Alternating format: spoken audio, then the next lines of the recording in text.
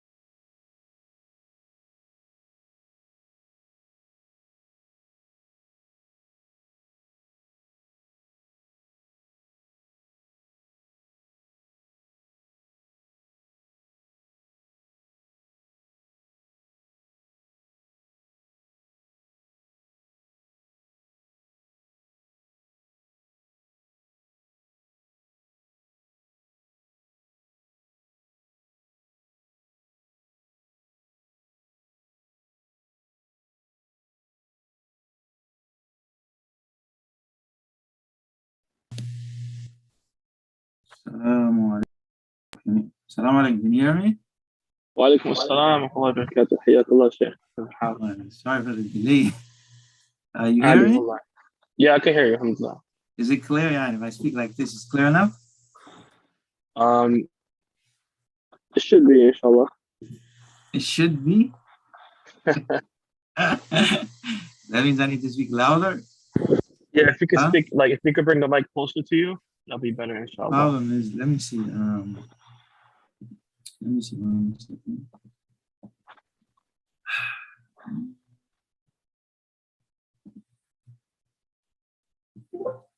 Okay, now how's it now?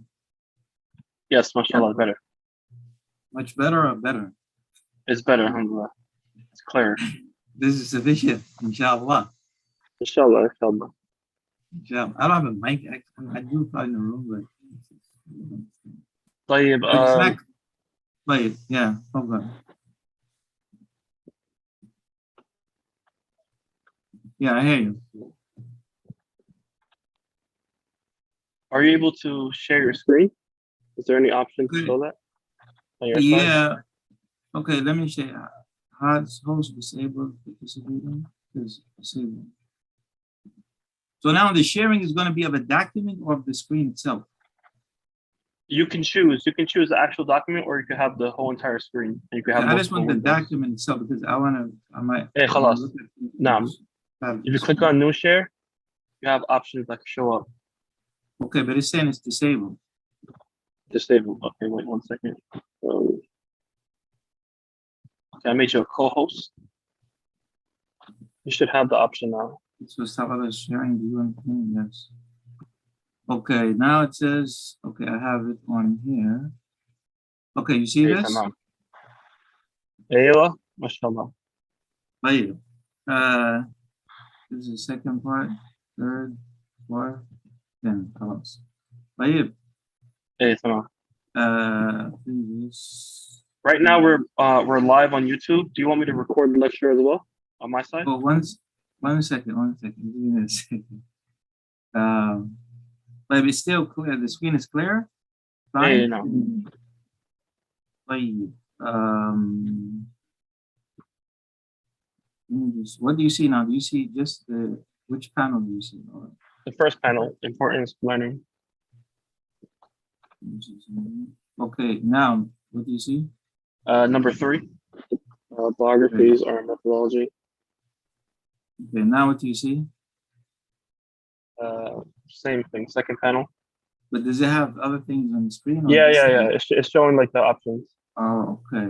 Wait, how do I see the laptop without? Okay, it's fine now still? Yeah, right now only the slide is showing. Only the slide, huh? Yeah.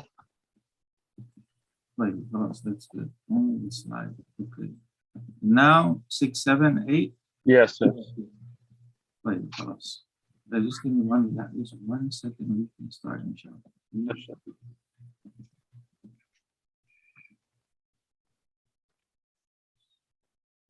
PowerPoint thing.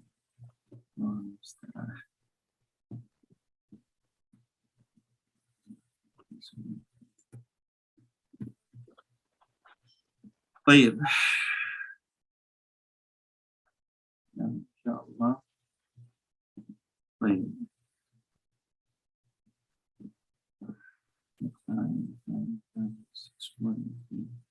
طيب خلاص. طيب يصير ها؟ نعم. طيب خلاص. This is on this only صحيح؟ طيب خلاص. We can begin if it's clear. The sound is clear. We can begin إن شاء الله. Okay. You want me to record the video on my end so you have the file later on? Yeah. I'm not recording anything. Okay. Right now. طيب تفضل شيخ. Oh, you mean طيب. We can begin. نعم. طيب الحمد لله والصلاة والسلام على نبينا محمد وعلى آله وصحبه أجمعين. All praise due to Allah, may His sins, praise and blessing upon our Prophet Muhammad, his family and his companions. Assalamu alaikum wa rahmatullahi wa barakatuh. Before we begin, we would like to thank those who invited us to share some of this knowledge with our brothers and sisters in Islam, and also thank those who are participating and who are attending these lectures of knowledge. May Allah subhanahu wa ta'ala bless the efforts, inshallah. As we know, this course or this dawrah or conference is about the Imams, the four Imams, who are known for their madhahib, their fiqh madhabs. And when a person attends a class or a program or anything, it's very important that they know why they're attending it, what they're expecting to learn from it, the benefits they may benefit from it. And this is so that they can gain the most out of this experience or this program. So before we begin these biographies, it's very important that we know what we're trying to gain and benefit from attending or listening to these lectures. So if we look at this ummah, we find that Allah subhanahu wa ta'ala has blessed this ummah, this nation, with a history and with scholars and those righteous people from the beginning of time that we should be proud of, or we should be, as we say, look up to them as examples for us, because they have established for us a way of life. And a nation that doesn't know its history, doesn't know its leaders, the righteous of it, those who achieved great achievements in it, there is no doubt it's in a state of ghafla. They're not going to, they're absent-minded of this. They're not conscious of their achievements and so forth, and therefore they become amused by other nations and other people when they hear about them. But we have a rich history in our religion of Allah subhanahu wa ta'ala. We have enough examples that are sufficient to show us what we should achieve and how we should live our lives.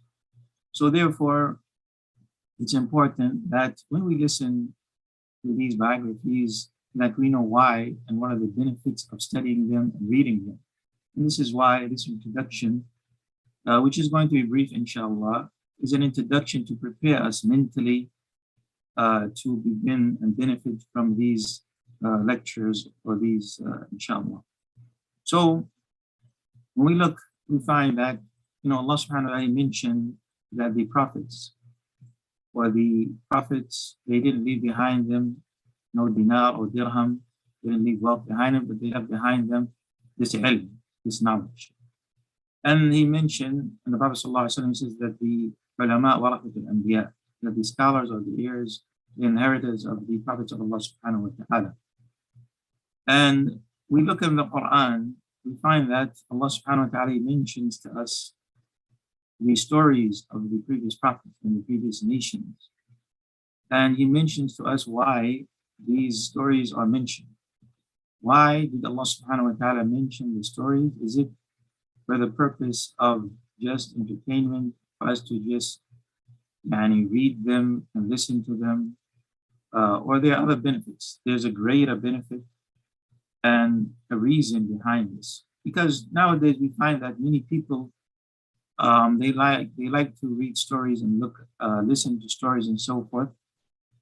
But they don't really gain that much from these stories or these biographies because they are not looking at them in the proper way. So we look at some of these wisdoms of narrating these stories in the Quran, and these same reasons we may apply here in terms of reading the biographies, because they're basically stories of the prophets of Allah subhanahu wa ta'ala, or the scholars I should say, who, as we mentioned, they are following the path of the messengers of Allah subhanahu wa ta'ala, and therefore the benefits are similar to some degree, or we can find some of these benefits in the stories or the biographies of the scholars. So we'll mention 10 of them bi'idhnillahi ta'ala, and these are for us, as we mentioned, to reflect, to think of, so that we can benefit from reading or attending these series bi'idhnillahi ta'ala, or these lectures. The first one is the statement in the Quran where Allah subhanahu wa ta'ala, He says, Allah subhanahu wa ta'ala says, لَقَدْ كَانَ فِي قَصَصِهِمْ عِبْرَةٌ لِأُولِي الْأَلْبَابِ. In this verse, Allah subhanahu wa ta'ala says that there was certainly in their stories a lesson for those of understanding. Right? When we look at this verse, is very important. Allah subhanahu wa ta'ala mentions two important things. لَقَدْ كَانَ فِي قَصَصِهِمْ عِبْرَةٌ.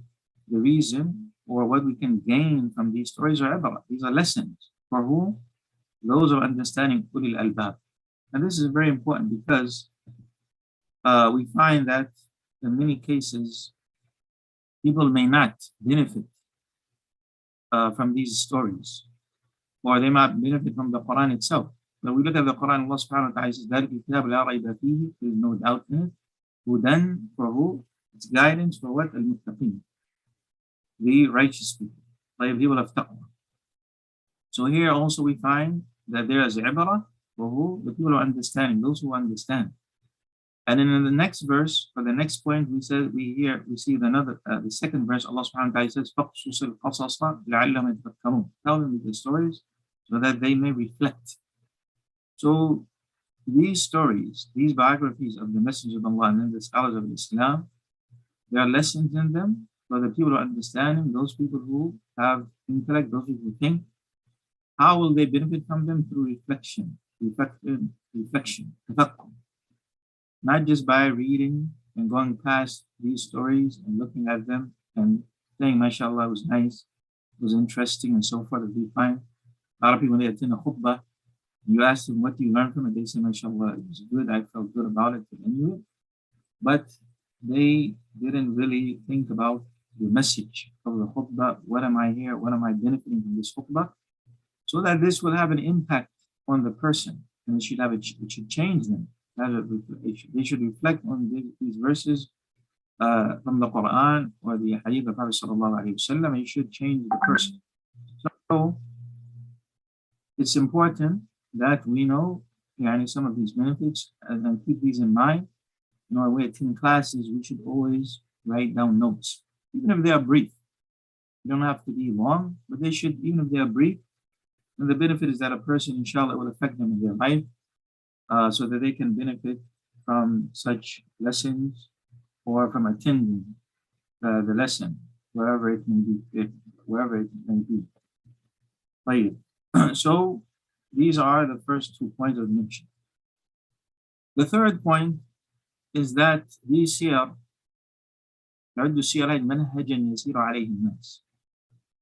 these biographies are methodology for people to follow. Because why is this? Because these messengers, and then after them, the scholars of Islam, they are qudwat. They are what? Role models.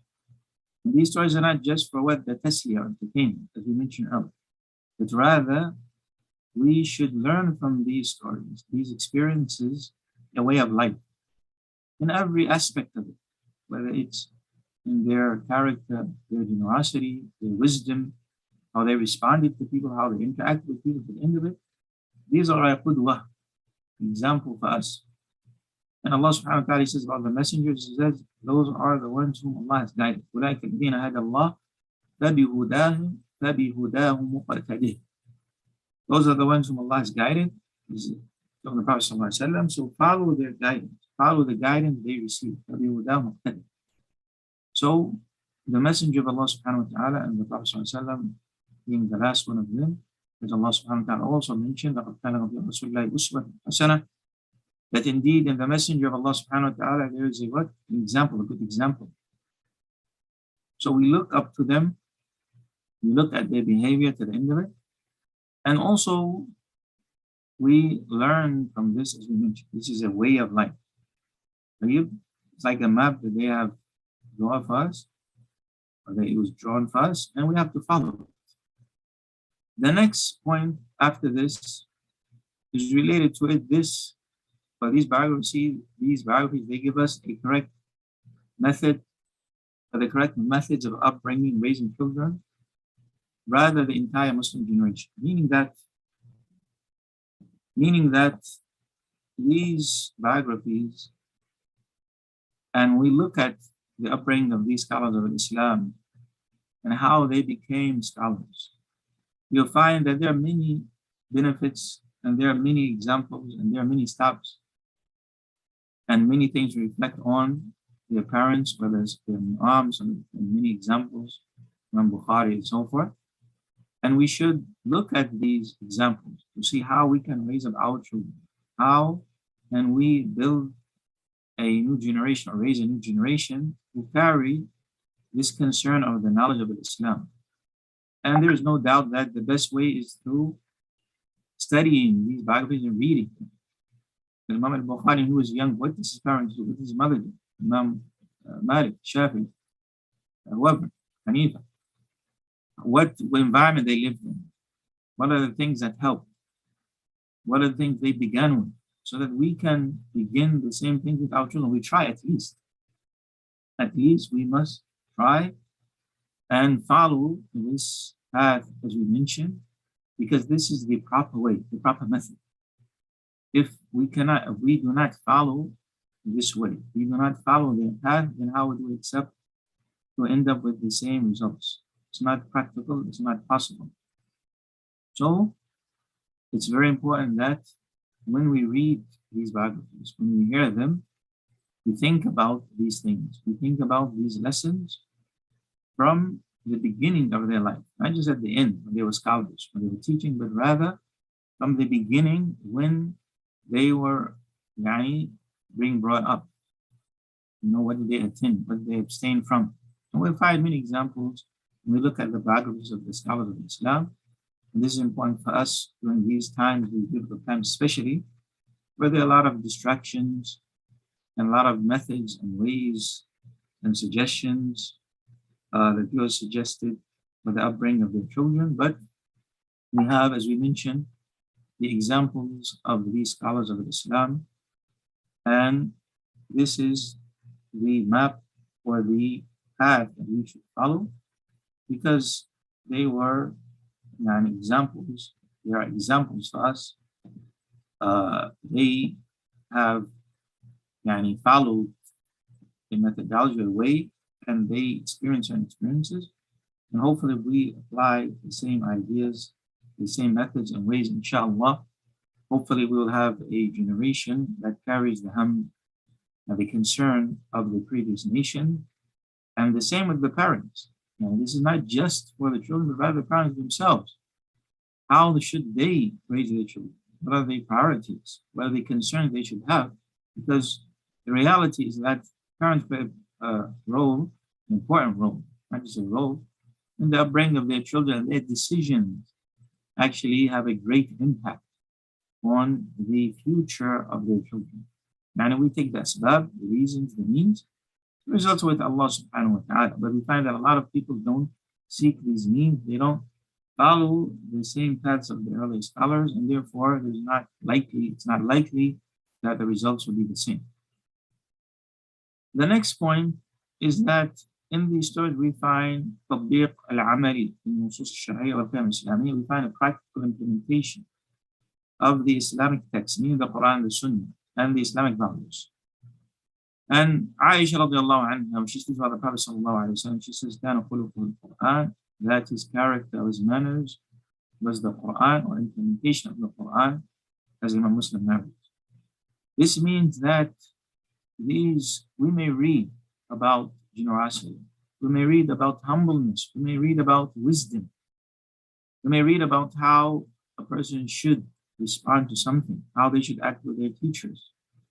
But when we see these things, the practical examples, and that's why the Prophet was sent, to show these things to us, to put them into practice. And when we see this from the scholars, we see these examples from the scholars of Islam, how they responded, how they spoke. You see Imam al-Bukhari, even when he was speaking about narrators, criticizing them, as we know he was one of the Imam, Jarh al-Ta'dil, and criticizing and praising the narrators, we see how he would, even when he criticized them or he would say something, Imam Bukhari was known to be very cautious and very selective of his expression, what he said. So this is the implementation and the practice, putting these concepts, these nusus, these texts of the Sunnah into practice from these scholars.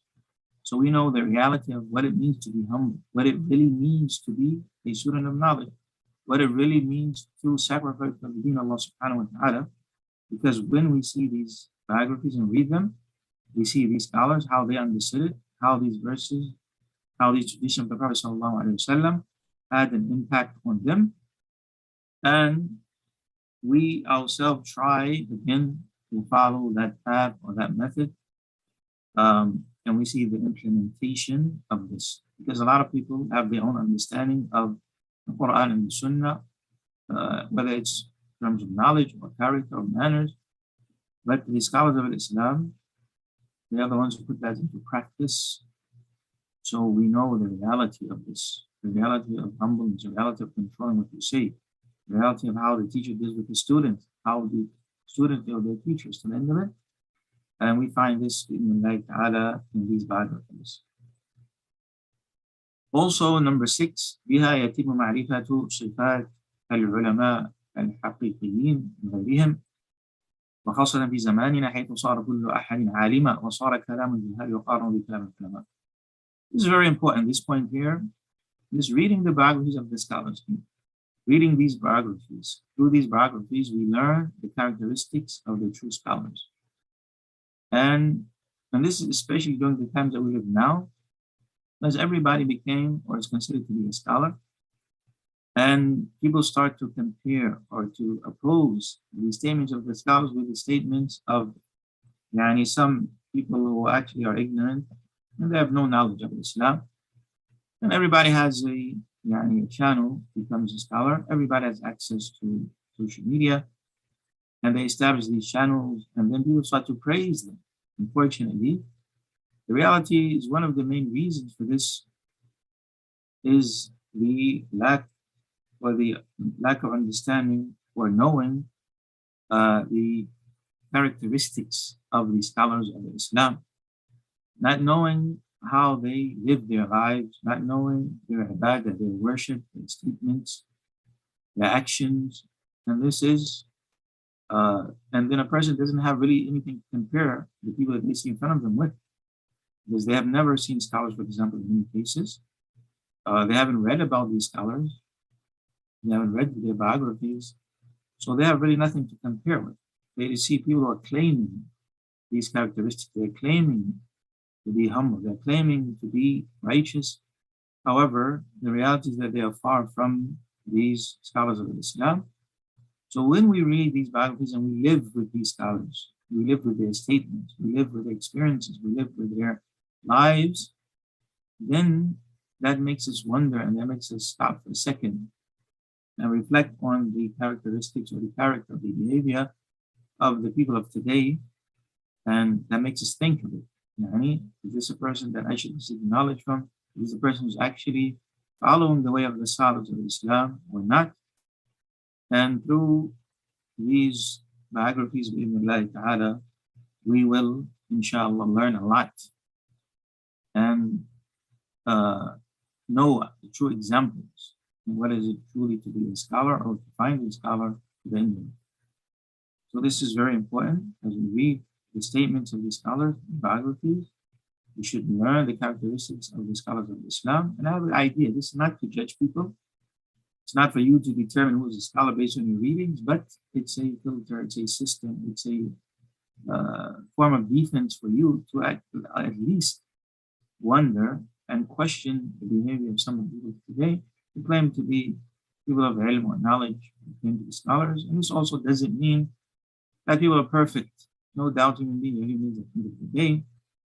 But there is no doubt that many of the people of today, they are far from being anywhere near or any place near the character or the characteristics, so have the characteristics of these scholars of Islam. Also, the seventh issue or the seventh point is that reading these biographies, they increase the strength of one's faith or iman, their relationship with Allah subhanahu wa ta'ala. When we read the Sahaba, about the Prophet sallallahu alaihi wasallam, and what they are upon, knowledge and faith. This strengthens our iman, strengthens our belief in Allah subhanahu wa ta'ala.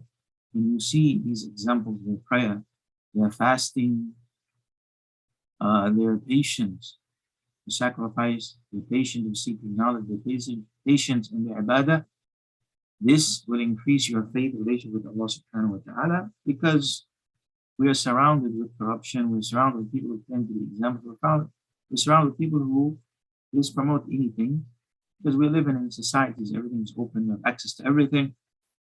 And therefore, again, to read these biographies, to live with these scholars, that's why they said that the person who studies the hadith, like a person who's living with the Prophet sallallahu alaihi wasallam, because you're reading these hadith, you're reading how the Prophet did this and that, how he smiled, how he walked, how he ate, how he dealt with people. And if you live this life, you live these biographies, then it affects and has an impact on you. People who follow people on social media, the same, they follow every detail of their life, and they kind of start to live imagination or follow these people in the details of their lives because they are following them and they know so much about them. So their iman, no doubt, decreases. But in this case here, bi'idhnillahi ta'ala, when we read these biographies and we follow these scholars, bi'idhnillahi ta'ala, this will increase our faith, it will strengthen our belief in Allah subhanahu wa ta'ala, and hopefully protect us from falling into things that we shouldn't fall into. Number 8 is that it's a reason to keep one's heart firm on the religion. Thabat al-Din. Allah subhanahu wa ta'ala says, فَكُلًّا نَقُصُّ عَلَيْكَ مِنْ أَنْبَاءِ الرُّسُلِ مَا نُثَبِّتُ بِهِ فُؤَادَكَ. In each story, in these stories that we narrate to you, we relate to you from the news of the messengers is that by which we make firm your heart. And this is especially during the times of trials and tribulations, especially. If this was a reason for the Prophet ﷺ to be firm, then us even more so. And we're in need of it even more so. So when we see the scholars of Islam, we see their trials, their tribulations, their tests that they went through, and we relate to this, bi'idhnillahi ta'ala, there is a reason for us to be strong, be firm with the religion. When this scholar was tested with his wealth, with this and that, hopefully when we try to relate to these stories, we think about them, especially as we mentioned during the times of trials and tribulations, times where some people may doubt the religion of Allah subhanahu wa ta'ala, have doubt in it.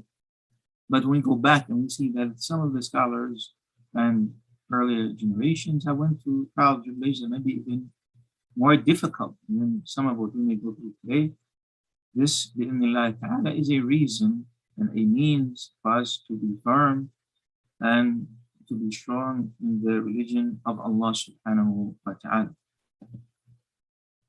The next point is that it is one of the asbab, or the means to draw us closer to Allah subhanahu wa ta'ala through our love, or because of our love of them. يعني تقرب إلى الله سبحانه وتعالى بحبهم. And we know that المرء مع من أحب, that a person with whom he loves. So when we read these narrations, these biographies, this will increase our love to them, and this love is ibadah, worship. And we look at this narration of Anas ibn Malik and Bukhari Muslim, where a man came to the Prophet ﷺ and he asked him asked him about the hour. When is the day of judgment? So the Prophet ﷺ, he directed him to what was more important, and that is what? Your preparation. He said, what have you prepared for it? So the Prophet ﷺ, so the man said, nothing much. There is not a lot. There is not much that I'm doing, except that I love Allah and His Messenger. إِلَّا إِنْ أَنِّي أُحِبُّ اللَّهَ وَرَسُولَهُ صَلَّى اللَّهُ عَلَيْهِ وَسَلَّمَ. So this action of the heart, this love of the Messenger, the love of Allah subhanahu wa ta'ala, which no doubt has an impact on the actions of the person.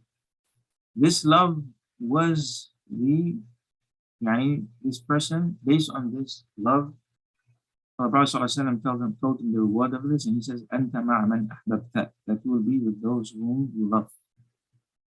So this was a glad tidings, glad news for this person, knowing that his love, this action of the love of Allah subhanahu wa ta'ala and the Messenger of Allah subhanahu wa ta'ala, the result of it was that inshallah on Yawm al-Qiyamah would be with the Prophet of Allah subhanahu wa ta'ala. Anas, hearing this or commenting on this experience or this incident, he says, فما فرحنا بشيء فرحنا بقول النبي صلى الله عليه وسلم أنت مع من أحببته. We had never been so glad as we were on hearing that saying of the Prophet صلى الله عليه وسلم, meaning you will be with those whom you love.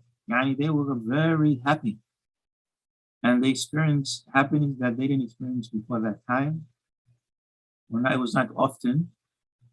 So Anas says, therefore I love the Prophet sallallahu alaihi wasallam, and I love Abu Bakr and Umar, and I hope that I will be with them because of my love for them, even though my deeds are not similar to theirs. So this is Anas ibn Malik, who was a Sahabi of the Prophet sallallahu alaihi wasallam, who was one of the righteous of the Sahaba.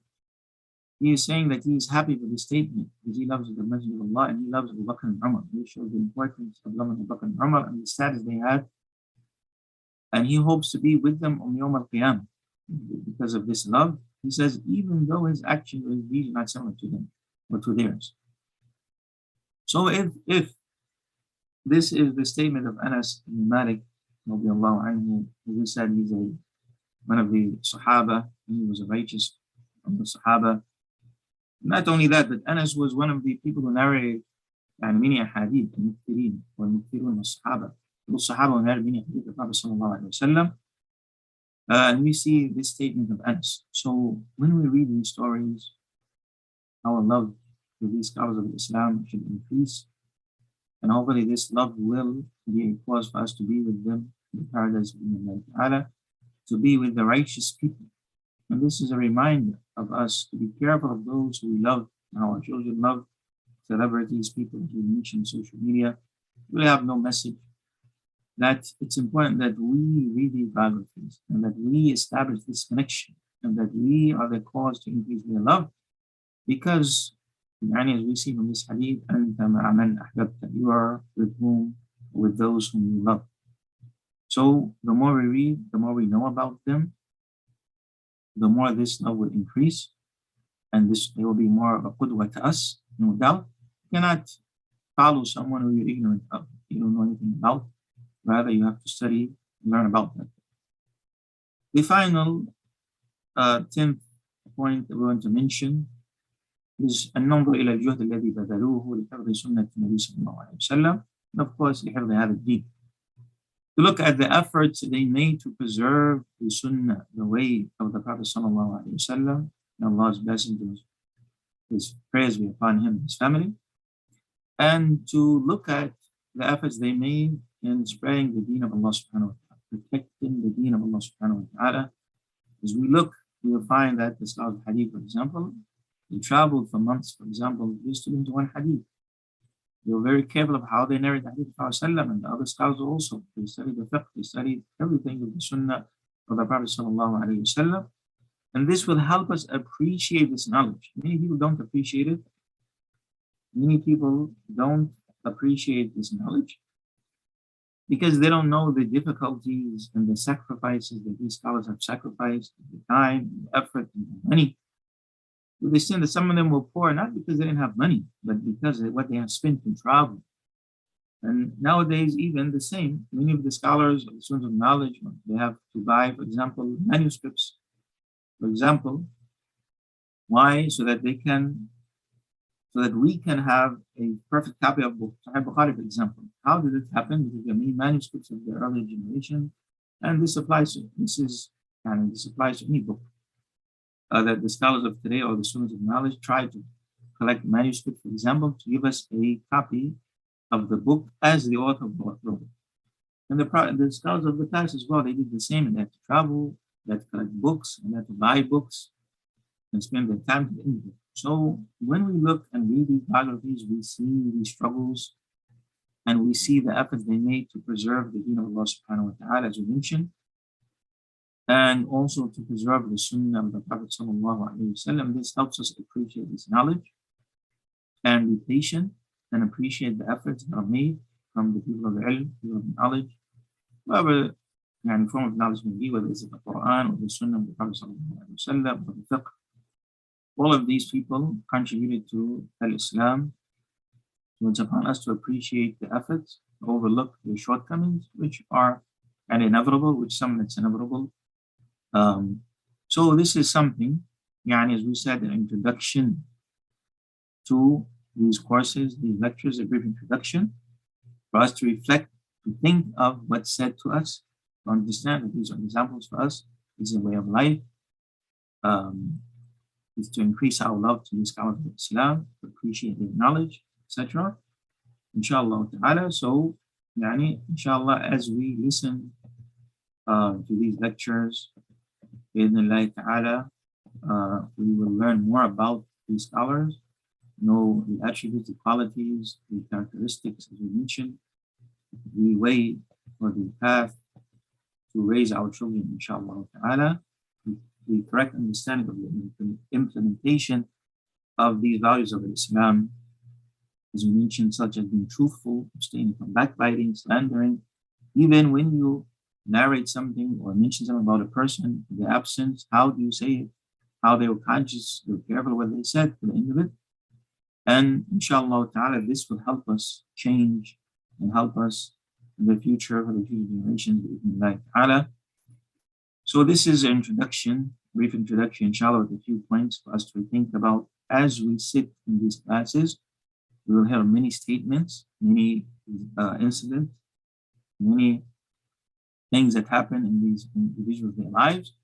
Each one of them is a lesson in itself. each one of them is a lesson in itself. If we reflect upon them, think about them, then inshallah will have an impact, an effect, positive effect on us. So this is what we want to mention and read in this sitting, this first session. Allah subhanahu wa ta'ala to make these lectures what's said a benefit for us, a proof for us Yawm al-Qiyamah, not against us, ta'ala. And may Allah have mercy upon the scholars of Islam. Allahu a'lam, sallallahu ala nabiyyina Muhammad wa ala alihi wa sahbihi ajma'in. Ameen. Jazakumullah khair, Shaykhana. Alhamdulillah. It's a very beneficial lecture. May Allah accept it on your behalf. May Allah will to benefit from it. Ameen. Alhamdulillah, our Shaykh will be with us at 2:30 and he'll conduct a lecture about the great Imam Abu Hanifa rahimahullah. I'm going to end the live stream and send a new link around 3 minutes before the class starts. So please follow us on Telegram in order to receive the link. Jazakumullah khaira. Wassalamu alaikum.